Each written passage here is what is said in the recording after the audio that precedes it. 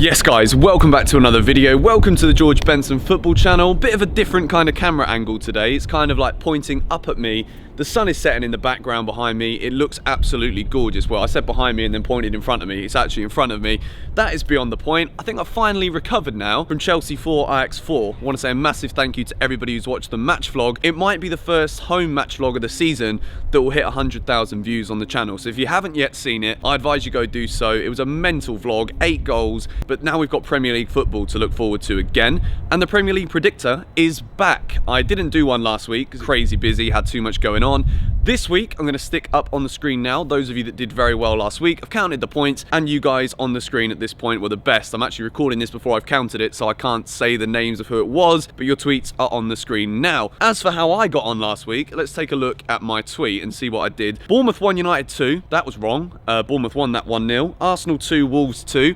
Not a correct scoreline, but I got the draw correct. Liverpool to win 2-0 at Villa. Liverpool won 2-1. Brighton 1, Norwich 1. Brighton won the game. City 5, Southampton 0. Got that one a little bit wrong, but City did win nonetheless. Sheffield United 1, Burnley 1. Sheffield United, they just keep turning up, don't they? Chris Wilder's Sheffield United are a force to be reckoned with. I said 1-1. They actually hammered Burnley. West Ham 2, Newcastle 0. Definitely got that one wrong. Newcastle got another great away win. Chelsea to win 3-1 at Watford. Almost got that one right. Palace 1, Leicester 1. That wasn't a great prediction either. And Everton 1, Spurs 3. Not the best from me last week. Without any further ado, take a look at this week's games. So the first match, Norwich versus Watford at Carrow Road. This is a must-win game for Norwich. It's also a must-win game for Watford, and it's kind of a good one to have on TV because you've got two teams whoever loses this game is going to be one of the favourites, if not the favourites to go down this season. Watford still haven't got a win. They will be happy with the way they tried to fight back against Chelsea. They got the penalty and they did give Chelsea a scare towards the end of the game. That still doesn't get them their first 3 points of the season. As for Norwich, Timu Puki's goals have dried up, which means their goals have dried up. They're not looking like the team they were at the beginning of the season. And despite playing some nice football,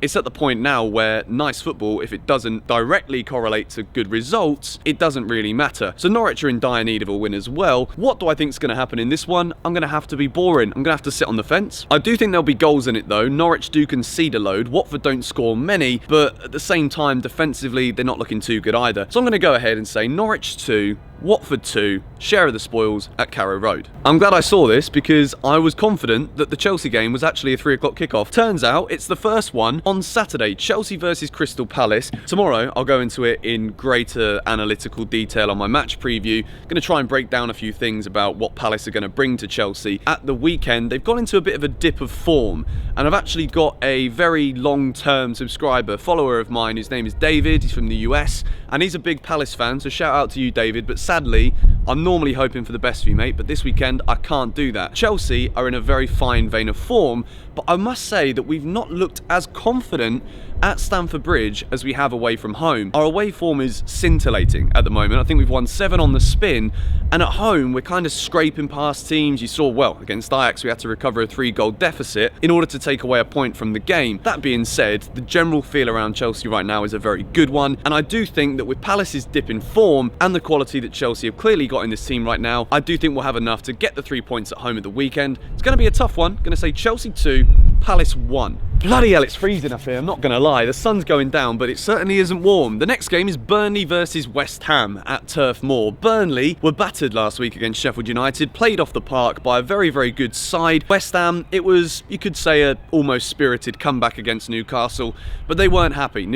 West Ham fans were not happy to be 3-0 down at home to a team that don't score many goals, and then they walked away from nothing. They walked away with absolutely nothing from the game against Newcastle. This one is going to be tough again. I'm going to say Burnley 1, West Ham 0. Speaking of Newcastle, they got that brilliant result against West Ham. They're at home to Bournemouth this weekend, who got a very good result against Manchester United. I was at a Need for Speed event last night and Nathan Ake was there. Didn't get a chance to say hello to him and say, do you fancy coming back to West London? 40 million buyout clause, bargain. What a quality player Nathan Ake was. He was brilliant for Bournemouth last weekend. They kept themselves a clean sheet against the Man United team who don't score many. I know I keep slating United in these prediction videos, but kind of have to be honest. They've beaten us twice, so just need to like inject whatever I can into my videos because Ole Gunnar Solskjaer's got Chelsea's number at this moment in time. Bournemouth, away from home, not fully convinced by Bournemouth, and I think that win for Newcastle last week against West Ham, even though it got a little bit shaky towards the end, I think that'll be enough for them to get the result here at St James's, 2-1 to the Geordies. Southampton versus Everton. Now, Southampton were very unlucky in a way last week. Man City peppered them, but they didn't concede 9 like they did at home to Leicester. So in terms of a response from Ralph Hasenhüttl's men, last week was pretty decent for the Saints, and even though the goals came late, and if you look at the whole balance of the play, Southampton really didn't deserve anything from the game, but the spirit they did show in that match at City is definitely something that they can be happy about moving forward. And as a response, it wasn't the worst. As for Everton, you've got to mention Andre Gomez's injury that we saw last week. It's an unfortunate injury. It wasn't a red card challenge, and Son's red card has been rescinded ever since, which is definitely the correct decision, but you know, you've got to feel for the man. The surgery he's been and already had was successful, so in terms of it being the end of his career, the end of his playing career, you never know if someone's going to fully recover from an injury like that. But I hope, and everyone else sincerely hopes, that Andre Gomez will be back on a football pitch at some point in the future. We don't really know how long it's going to be yet, but Everton, they are going to want to respond. They got a good result against Spurs last week. You could say that it was one of the worst games of football I've seen, and it was overshadowed by that injury, but they got a late equaliser to draw it 1-1. What is going to happen here? I think it's going to be the same scoreline. Saints 1, Everton 1. Can't pick a winner. Bloody hell, it's freezing! Alright, Spurs versus Sheffield United. Tottenham got a very good result in Belgrade. They won 4-0 in the Champions League. Sheffield United last week were absolutely brilliant at home to Burnley, and away from home, Sheffield United are also very difficult to beat. And this is going to definitely be a banana skin for Spurs. They're going to really need to be on their game. Christian Eriksen also got on the score sheet for Tottenham in the Champions League, and that could be a big turning point moment in his season. Personally, we all know how good Eriksen can be. And even though I'm a Chelsea fan and I dislike Tottenham, it's a given if you're a Chelsea fan. I'm not going to lie, they've got some brilliant individual players. And Dele Alli last week came back with a goal. Again, I wasn't fully impressed by Spurs, but I think this is going to be a really, really tight game. And I've said a lot of draws this week so far. This one, Spurs 2, Sheffield United 2. Can't pick a winner in this one either. So let's talk about this game. Leicester versus Arsenal. This is a very tasty fixture. The final fixture of the weekend, of course, is the one that's on everyone's lips, but there is so much riding on this game.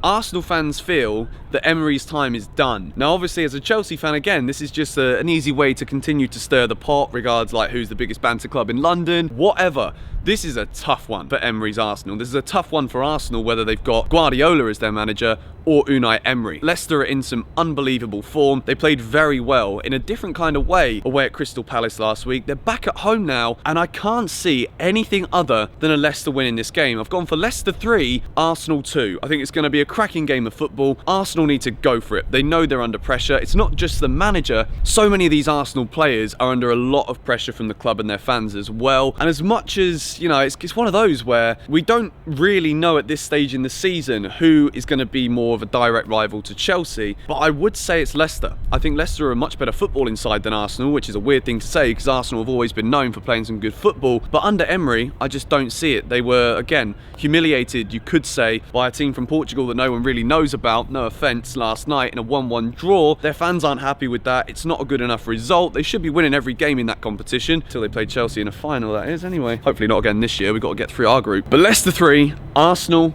2. Manchester United versus Brighton. Brighton have actually been quite impressive in recent weeks. I've given them a tough time in my predictions this season because I've said that I'm not really sure what it is that they do, but I'm starting to get it a bit more now. Graham Potter's side are actually playing some good stuff. They won again last week. Man United, never convinced. I know they've beaten us twice this season, and it's weird for me to say that because Chelsea are playing so well, yet United seem to do well against us.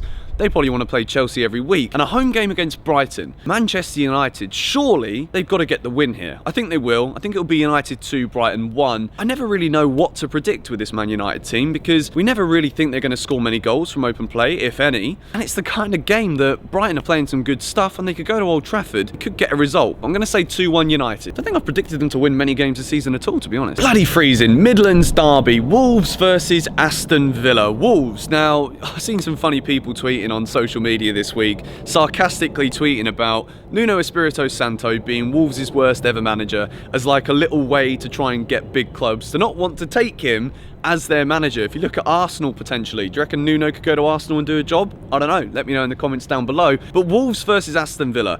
Wolves are doing an immense job. The way they came up last season, had such a great year in the Europa League. They're playing tonight. Aston Villa, they're a team I like because John Terry's there. Not going to lie. It's a very biased reason reason to like another club. If John Terry wasn't there, I'd be like, nope, don't care about Villa. But Wolves, I think they're going to win this. It's a big game. It's a derby. Wolves 3, Villa 1. Final game of the weekend. It is probably the biggest match of the season so far. It's Klopp versus Guardiola. It's Liverpool versus Manchester City at Anfield. That is the key for this one. Liverpool are at home. They've not lost at home for goodness knows how long. This is a huge game for Liverpool, and it's a huge game for Manchester City. I'd argue that with Liverpool's points over City right now, this is a bigger game for City. It's a must-not-lose game for either side, but I also think that both teams are going to want to try and win it in order to, City make up the points, Liverpool to actually give themselves a proper cushion that they could probably be confident about moving forward into the season. Confident. It's got an N in it, Ben. Luckily, there's no spiders on the lens today. We've moved away from that one. I'm flipping freezing in this. What is the score going to be here? It could be anything, couldn't it? It could be one of those where, like I said, both teams don't want to lose, so even though they both play some brilliant attacking football, it kind of counters itself out. It could be a 0-0, could be a 1-1. I just don't see how that's possible with two teams that play such great football. I don't know. Liverpool, what to expect? I'm going to say Liverpool 4, Man City 2. This game could honestly be anything. I think Liverpool will win it. I think that even though, as a Chelsea fan and the majority of the Premier League who don't support Liverpool, don't really want to see them win the Premier League because we feel like Liverpool fans will never shut up about it. It's just a matter of time before Jurgen Klopp wins the Premier League trophy for Liverpool, and I think that this kind of result is a B. Bloody B in November. What's he doing about? I think Liverpool are going to do it. I've got Sadio Mane in my fantasy team, probably going to keep him captained. Some people think I shouldn't have any Liverpool or Spurs players in there, but you know, fantasy football, it's a different kind of gravy really, isn't it? All rivalries go out the window. You've got to appreciate when a team are playing good stuff, and Liverpool, I don't think they've actually been playing the best football in recent weeks, but they still certainly look like the favourites in my eyes. Leicester fans are dreaming of another Premier League title. They beat Arsenal this weekend. They are definitely a massive shoe-in for the top 4 at least. But Liverpool 4, Manchester City 2 rounds off my predictions for this week. It's been a bit cold in this video today, guys. I apologise, I've spent most of the time looking awkward. I'm stood in like a bit of a weird place. There's some big seagulls in this gaff as well. Spiders yesterday, bees in November, seagulls, you name it, we got it all here in London. But anyway, as always, I'd love to hear your thoughts on the matches this weekend in the comments down below. Are Chelsea going to end this little Premier League run before the international break with yet another victory at Stamford Bridge against a difficult Crystal Palace team? My match preview will be out tomorrow. Probably going to do it up here on the balcony as well. Chelsea versus Palace, huge game for the Blues. Early kickoff on Saturday on BT. And there's also Liverpool City, Leicester versus Arsenal, and a Midlands derby. It's a feisty weekend of fixtures in the Prem. Let me know your thoughts by responding to my tweet link in the description. And next week, I'll definitely go through everyone's predictions a little bit more. Give you guys a bit more airtime because this series was meant to be like a little collaborative thing, but I've just been running out of time recently. So hopefully you guys are happy it's back. Leave a like rating if you did enjoy it. Subscribe if you're new around here. Thank you for 70,000 subscribers again, and I'll see you all in the next video. Bye bye.